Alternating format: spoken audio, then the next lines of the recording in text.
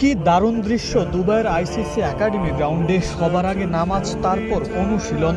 মাগরিবের নামাজ আদায় করে তারপর ভারতবোধের মিশন শুরু করলেন ক্রিকেটাররা। স্পিন বোলিং কোচ মুশতাক আহমেদের ইমামতিতে মাগরিবের নামাজ আদায় করলেন 10 ক্রিকেটার। ভালো খেলার পাশাপাশি ভাগ্যটাও থাকা চাই। তাকদীরে বিশ্বাস তো অহংকার, অতি উল্লাস ও হতাশা থেকে রক্ষা করে, আর সকল সংশয়, ভয়, দুশ্চিন্তা দূর করে প্রেরণা যোগায়।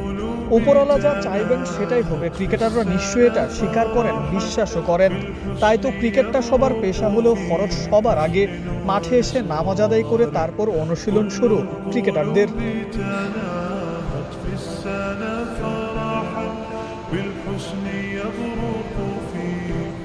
শ্রীলঙ্কাকে হারিয়ে সুপার ফোরে দুর্দান্ত শুরু করেছে বাংলাদেশ দল। ভারত ম্যাচের আগে প্রথম দিন প্র্যাকটিসে এসেই নামাজটা আদায় করে নিলেন ক্রিকেটাররা। এই দৃশ্য আপনার মন কাড়তে বাধ্য। রিশাদ ইমন।